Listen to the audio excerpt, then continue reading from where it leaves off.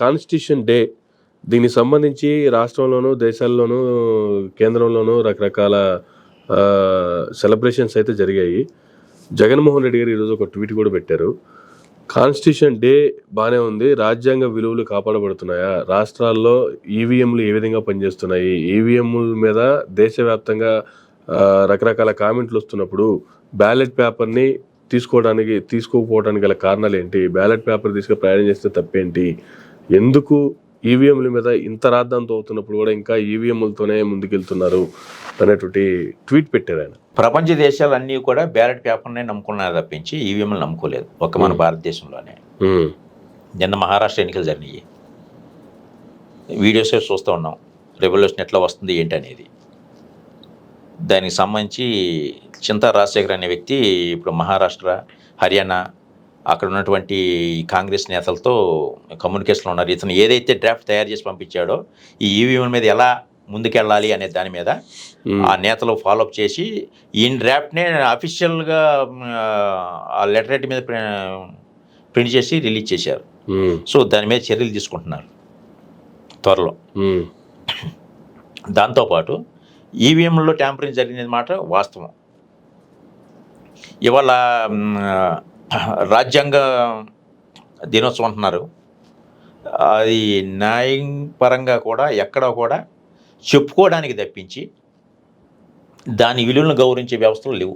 Even న్యాయ వ్యవస్థ కూడా పట్టించుకుంటలే.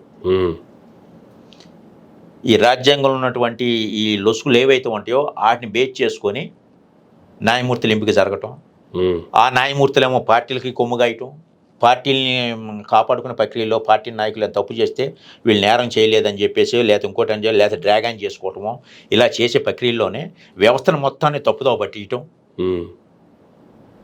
దాన్ని తగ్గట్టుగా రీసెంట్గా న్యాయదేవతకు కూడా గంతలు తీసేశారు. అంతకుముందు చట్టం అందరికీ సమానం కాబట్టి న్యాయదేవతకు అవన్నీ కనపడకూడదు, అందరికీ చట్టం సమానం కళ్ళ గంతలు కట్టి ఉండేది. ఇప్పుడు ఆ గంతలు తీసేసి ఆ గంతలు న్యాయమూర్తులు కట్టుకున్నట్టు అనిపిస్తుంది నాకు. పూర్తిగా జడ్జిమెంట్లు కానీ లేకపోతే అంతవరకు ఎందుకండి, ఒక శంకర్రావును ఎర్రంనాయుడు ఒక లెటర్ రాస్తే దాన్ని బేస్ చేసుకొని కేసు నమోదు చేసి సిబిఐ ఎంక్వైరీ చేసి 16 నెలలు జైల్లో పెట్టారు జగన్మోహన్ రెడ్డి గారిని. నేను మాట్లాడేది పొలిటికల్ కాదు, న్యాయ వ్యవస్థ తీరు గురించి మాట్లాడుతున్నా. రాజ్యాంగం అనే పదం మీరు ఎత్తారు కాబట్టి నేను మాట్లాడుతున్నా సార్. మరి ఇద్దరు వ్యక్తుల లెటర్ ఆధారాలు లేని దానికి సిబిఐ ఎంక్వైరీ వేసి మరీను అసలు నేరం చేసిన 16 నెలలు జైల్లో పెట్టారు కదా. రైతుల ఆత్మహత్యకి బ్యాంకుతో ఈవెన్ ప్రభుత్వ పథకాలు సక్రమంగా అమలు జరగట్లేదని చెప్పి నేను ఆధారాలతో లెటర్ రాస్తే మరి న్యాయ వ్యవస్థ ఎందుకు చర్య చేపట్టలేదు? అంటే రాజకీయపరమైన అంశాల మీద అయితే ఇమీడియట్గా యాక్షన్ తీసుకుంటుంది న్యాయ వ్యవస్థ. ప్రజాస్వామ్యాన్ని కాపాడటానికి న్యాయ వ్యవస్థ చర్యలు తీసుకోదా? ఉండవల్లి అరుణ్ కుమార్ గారు ఒక ప్రెస్ మీట్లో చెప్పాడు డైరెక్ట్గా, ఒక జడ్జి గారు తన స్థల వివాదంలో ఒక రౌడీ దగ్గరికి వెళ్ళాడంట.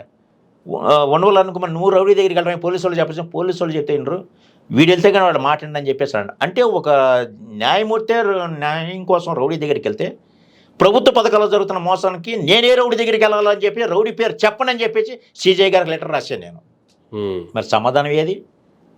ఆర్టికల్ 32 and 226 ప్రకారం ఎవరైనా సుమోటోగా తీసుకోవచ్చు కదా. స్వయంగా సుప్రీంకోర్టు ప్రధాన న్యాయమూర్తిగా ఎన్వి రమణ గారిని కలిశాను నేను. రైతుల ఆత్మకి ఇది ఒక కారణం, దీని మీద కమిషన్ ఆదేశించంటే నా దగ్గర ఆధారం ఉన్నాయని స్వయంగా కలిశాను నేను. చర్య చేపట్టారా? స్వయంగా రాష్ట్రపతి గారికి, సిజేఐకి, నల్సాకి, లోక్పాల్కి అందరికీ లెటర్లు రాశా. తప్పు నాదైతే నేను శిక్షించండి, నేను చట్టానికి అతీతం కాదు, నేను క్షమాభిక్ష కూడా కోరను. నాకు జరిగిన న్యాయం మీద నేను ప్రొవైడ్ చేసిన ఆధారాలను కనుక చూసి న్యాయం జరగలేదని భావించినట్టు ఈ న్యాయమూర్తులను కఠినంగా శిక్షించి దేశం రైతులను కాపాడని చెప్పి బహిరంగ లెటర్ రాసి అక్కడి నుంచి రిప్లై లెటర్లు వచ్చినాయి, కానీ ఇంతవరకు సమస్య పరిష్కరించలేదే. ఓకే, ఒక్కటి కాదు,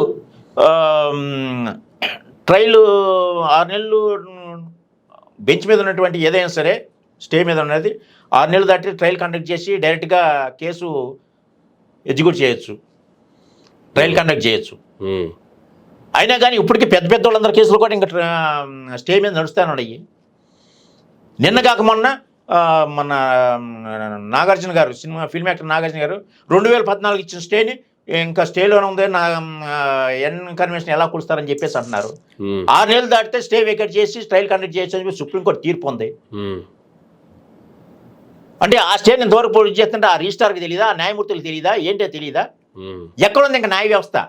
ఎక్కడుందో రాజ్యాంగ విలువలు ఎక్కడ కాపాడుతున్నారు వీళ్ళు? ఇంకా ఒక అంశం కాదు, ఇవాళ డబ్బును అదేమంటే ప్రభుత్వం, అధికార ప్రభుత్వం ఏదైతే ఉందో ప్రతి వ్యవస్థని గుప్పిట్లోకి తీసుకొని ఇష్టం లేని వ్యక్తిని తీసుకెళ్ళి అరెస్ట్ చేయటం, అతను అరెస్ట్ అయిన వ్యక్తి కాంప్రమైజ్కి అయ్యేంత వరకు కూడా బెయిల్ రాకుండా లోపల వేసేయటం. ఎక్కడుంది ఇది? అతను చేసిన నేరం ఏంటి? ఎందుకు అరెస్ట్ చేస్తున్నారు? దానికి బెయిల్ ఇవ్వచ్చా ఇవ్వకూడదా? అది న్యాయమూర్తులకు తెలియదా? అక్కడ మ్యానిపులేట్ చేసిన సంగతి తెలియట్లేదా? అదేమంటే వీళ్ళు బయటకు వస్తే సాక్షులను తారుమారు చేస్తారు, మ్యానిపులేట్ చేస్తారని చెప్పేసి అంటున్నారు. లారెన్స్ బిష్ణు జైల్లో ఉండి 700 మంది షూటర్స్ని తయారు చేశాడు. అతను జైల్లో ఉండి మ్యానిపులేట్ చేయలేదా? బయట ఉండి జైల్లో ఉండి మ్యానిపులేట్ చేయలేదా? మ్యానిపులేట్ చేసేవాడు ఎక్కడైనా చేయొచ్చు. డబ్బు అధికారం ఉన్నవాడు, రాజకీయ పలుకుబడి ఉన్నవాడు జైల్లో ఉన్నా కానీ అది అత్తగారి ఇల్లే. ఇది మన వ్యవస్థ. ఇవాళ రాజ్యాంగ దినోత్సవం సందర్భంగా చెబుతున్నాను, మన వ్యవస్థ ఇది నాశనం అయిపోయింది. సుప్రీంకోర్టు న్యాయమూర్తిలో చెబుతున్నానండి, 50% న్యాయమూర్తులు కరప్టెడ్ అని చెప్పేసి జస్టిస్ మార్కండే కర్జు అన్నారు. గాలి రెడ్డి కేసులో బెయిల్ ఇవ్వడానికి లంచం తీసుకున్న న్యాయమూర్తులు ఆ రోజు సంచలనం అయింది. 1-2 చెప్పండి, ఎన్ని కేసులు చెప్పాలి? రాజ్యాంగ దినోత్సవం పుస్తకాలు ఓపెన్ చేసుకుని రాష్ట్రపతి గారి చేతుల మీద వీటి మీద చేసుకుంటే గొప్పతన, ఆ విలువను కాపాడాలి. ఇంకా కుల రాజకీయాలు ఏంటండి? ఇంకాను రాజ్యాంగం ఎప్పుడు చెప్పింది? 10 సంవత్సరాల పాటు ఉంటే సరిపోతున్నారు. ఇంకా రిజర్వేషన్లు ఏంటి?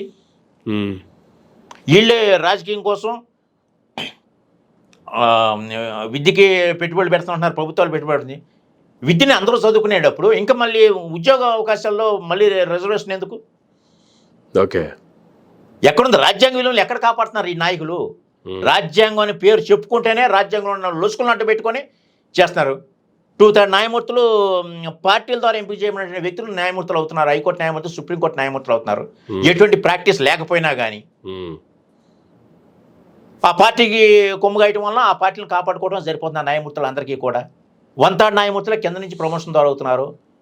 వీళ్ళు ఎవరైనా నిజాయితీగా మాట్లాడుతుంటే ప్రాణాలకే, అసలు న్యాయమూర్తులు ప్రాణాలకే రక్షణ లేదు ఇప్పుడున్న పరిస్థితిలో. జస్టిస్ లోయా కేసు ఏమైంది? ఎన్ని చెప్పాలి ఇట్లా? రామోజీరావు గారు డైరెక్ట్గా ఇన్కమ్ ట్యాక్స్ యాక్ట్ని ఉల్లంఘించారు, ఆర్బీఐ యాక్ట్ని ఉల్లంఘించారు. ఆయన మరి మహారాజులాగా తిరిగాడు, మొన్న కాలం చేశారు ఆయన. మళ్ళీ ఆయన దగ్గరికి కేంద్ర హోంశాఖ మినిస్టర్ మన అమిత్ షా గారు ఇంటికి వెళ్ళి పర్సనల్గా కలవటం చేయటం. ఏంటి ఇది? విలువలు ఎక్కడ ఉన్నాయి? రాజ్యాంగ విలువలు ఎక్కడ కాపాడుతున్నారు వీళ్ళు? ఒక నేరస్తుల దగ్గరికి డైరెక్ట్గా వెళ్ళటమా? ఒక సామాన్య దొంగతనం చేస్తే వాళ్ళు లేనిపోయిన కేసులు ఇరికించటమా? Right sir, thank you sir, thank you very much అండి. ఇదండి అనగానే రామప్రసాద్ గారితో ఈనాటి ఇంటర్వ్యూ. మరొక ఇంటర్వ్యూలో మళ్ళీ కలుద్దాం. చూస్తూనండి మేరా మీడియా.